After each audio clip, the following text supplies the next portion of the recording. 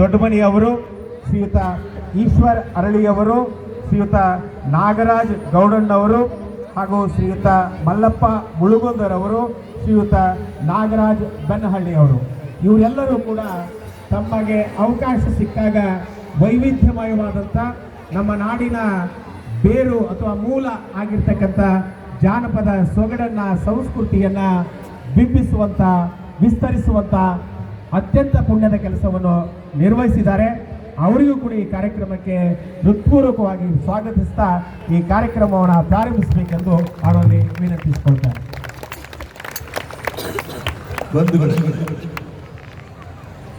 ನೀವೆಲ್ಲ ನಿಮಗೆ ನಾವು ನ್ಯಾಯ ಕೊಡೋಕ್ಕಾಗುತ್ತೆ ಗೊತ್ತಿಲ್ಲ. ಗುರುಗಳು ಯಾವನೋ ನೋಡಿದ್ರು, ಹಾಡಬೇಕಪ್ಪ ಅಂತ ನಮ್ಮನ್ನು ಕರೆದ್ರು.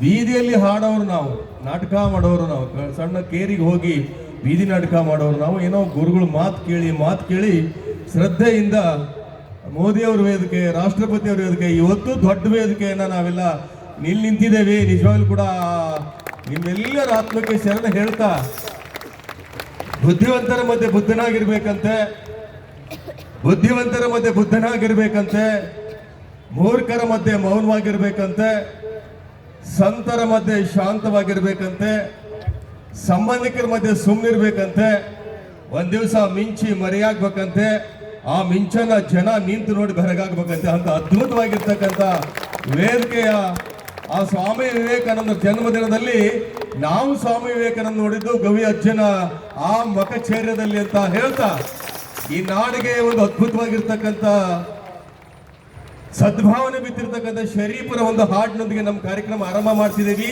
ನಿಮ್ಮೆಲ್ಲರ ಆಶೀರ್ವಾದ ನಮ್ಮ ಮೇಲಿರಲಿ ಅಂತ ಹೇಳ್ತಾ, ಈಗ ಕುಂಬಾರಕಿ ಬ್ರಹ್ಮಾಂಡವೆಲ್ಲ ತುಂಬಿಕೊಂಡಾಗಿರ್ತಕ್ಕಂಥ ಒಂದು ಹಾಡನ್ನ ಹೇಳ್ತಿದ್ದೆ, ಕೇಳಬೇಕಾಗಿ ನೀವೆಲ್ಲ ಚಪ್ಪಾಳೆ ಆಶೀರ್ವಾದ ನೀಡಬೇಕಾಗಿ ವಿನಂತಿ ಮಾಡಿಕೊಳ್ತಾರೆ.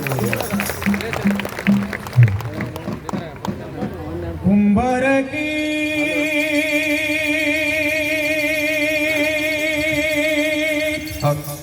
ಈಕಿ ಕುಂಬಾರಕಿ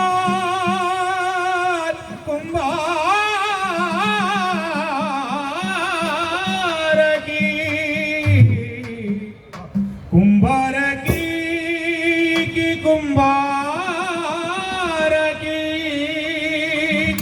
ಕುಂಬಾರಕಿ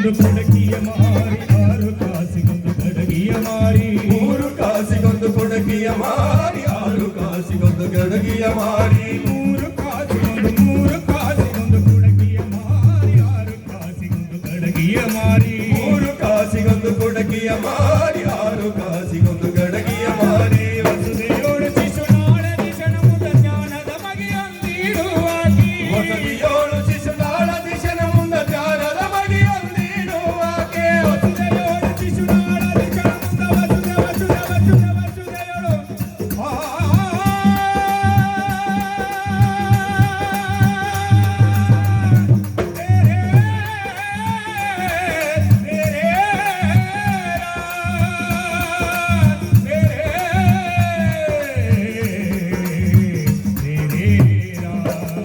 ವಸತಿಯೋಳು ಶಿಶುನಾಳದಿ ಕ್ಷಣಮುದ ಜ್ಞಾನದ ಬಗೆಯೊಂದಿಡುವಾಕೆ ವಸತಿಯೋಳು ಶಿಶುನಾಳದಿ ಕ್ಷಣಮುದ ಜ್ಞಾನದ ಬಗೆಯೊಂದಿಡುವಾಕೆ ಕುಂಬಾರಕಿ ಕುಂಬಾರಕಿ ಕುಂಬಾರಕಿ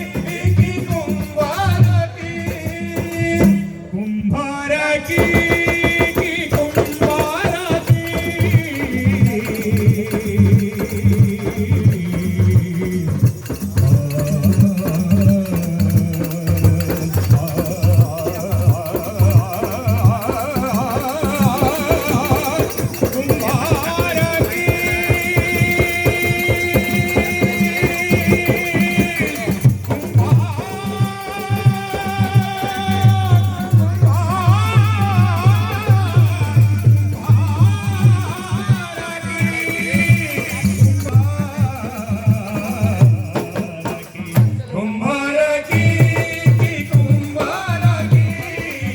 ಕುಂಬಾರಕಿ ಕುಂಬಾರಕಿ ಕುಂಬಾರಕಿ ಕುಂಬಾರಕಿ ಕುಂಬಾರಕಿ ಬಂಧುಗಳೇ, ತೊಗಲ ಮಲೆ ಹಾಲು ಕುಡಿದುಕೊಂಡು ನನಗೆ ಶೀಲ ಮಾಡತೀರ ನಾಡಿಲ್ಲ. ತೊಗಲಿನಾಚೆ ತಿಳಿಯದು ತಮ್ಮ ತಗಲ ಮಾತು ಒಂದು ಚೂರಿಲ್ಲ. ಹುಡುಗೋಲು ಹಿಡಿದು ಕೂಲಿಯ ಮಾಡಿ ತುಂಬಿಸಬೇಕು ಈ ಚೀಲ.